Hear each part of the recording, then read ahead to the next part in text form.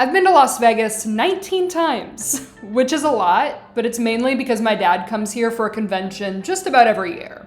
So starting from about 9 onwards, I've been going just about every year.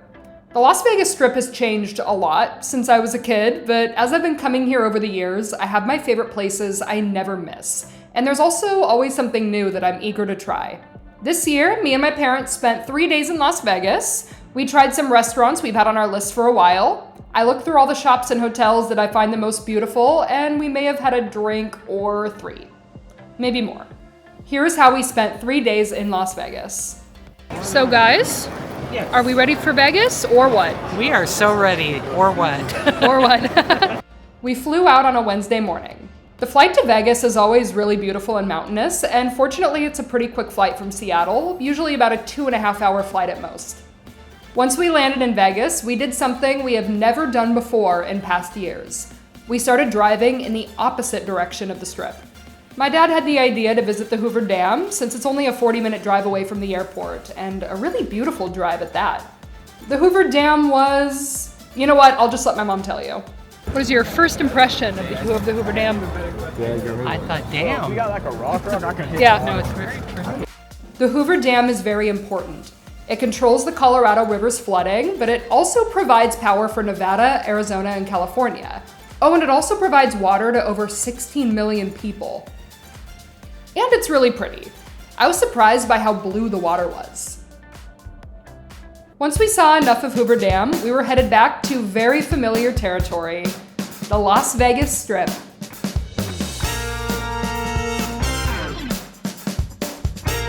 Even after all this time, it always feels so good to be back. First thing we did when we checked into our room was admire the view. By the way, we stayed at New York for absolutely no reason other than my dad likes the parking there. That's really it. Okay, so we were pretty hungry, and I bet over half of America is going to see where we were heading and think, really? Of all the restaurants in Vegas, that's where you're going? Really? But here's the thing. We don't have a Raising Cane's in Washington State, so for us, going to Cane's kind of is a tourist attraction. We hadn't eaten in hours, so this was very much needed.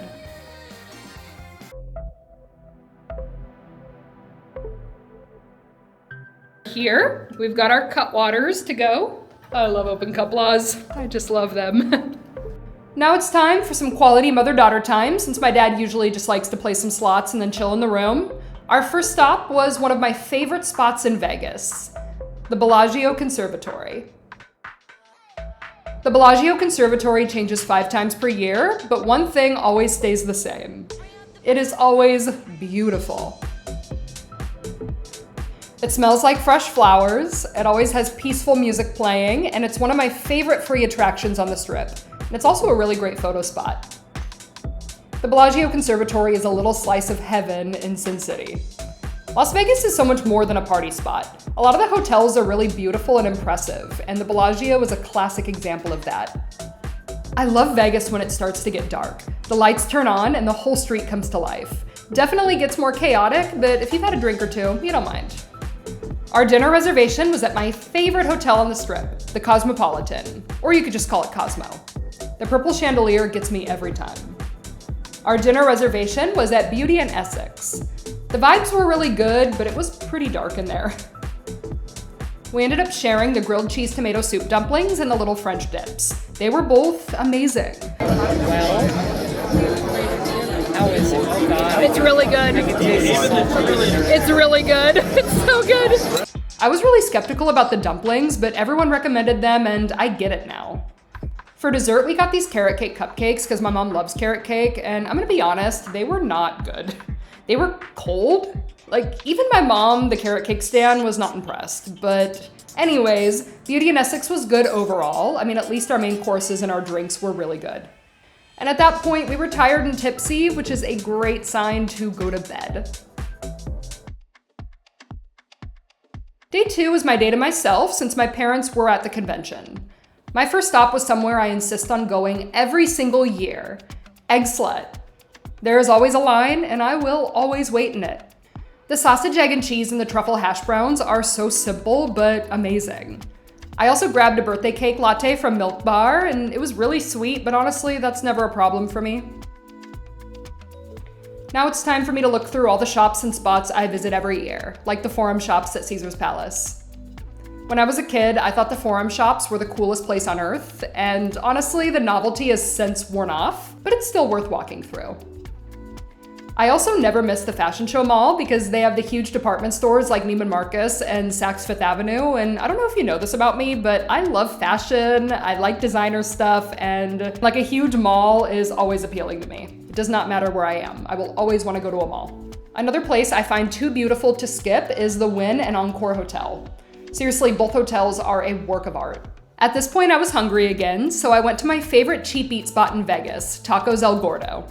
I think it's everyone else's favorite too, since it is always crowded.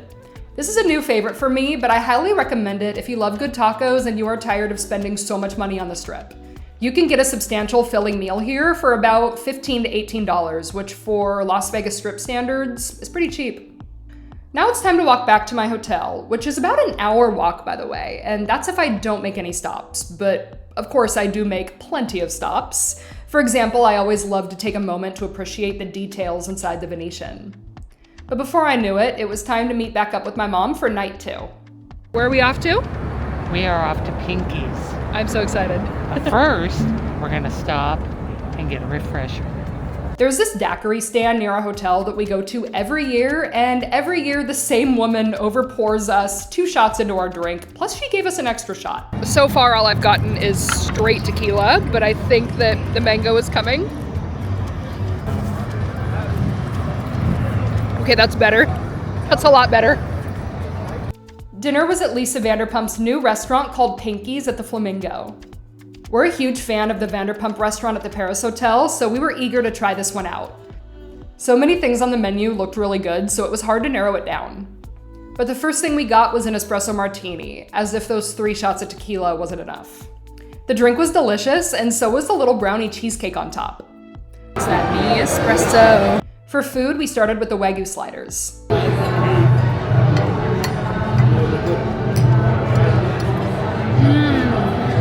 We also got the prawn cigars that came in a cigar box. I love dessert drinks, so I got their B-Day cocktail, and it had the cutest little edible flamingo. Overall, the food and drinks at Pinky's were really good, but I didn't think the value was extraordinary for what we paid. I actually prefer the Vanderpump Paris location. The trip went by way too fast, and it was already our last day, and we decided to go to Hash House for breakfast. I got this pancake that was way too big. I could not finish it, but it was nice hanging out with Dad before he went to go do his own thing. My mom and I walked through a fairly newer hotel called Resort World. It's pretty, but not much going on. I'm still a little tired from the night before. How about you? I'm very tired. Honestly, we were pretty low energy, so we ended up just finding a place to sit for a while. Last little bit of Vegas. See you, Vegas, for another year. For another year? Well, another 2 months for me.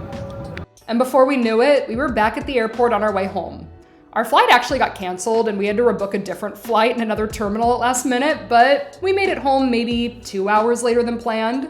So overall, it was another successful family Vegas trip under our belt. At this point, visiting Vegas is like visiting an old friend that I sometimes feel like I've outgrown, but it's nice to catch up with them nonetheless. I'll be back in May for EDC with my friends, so see you very soon, Vegas.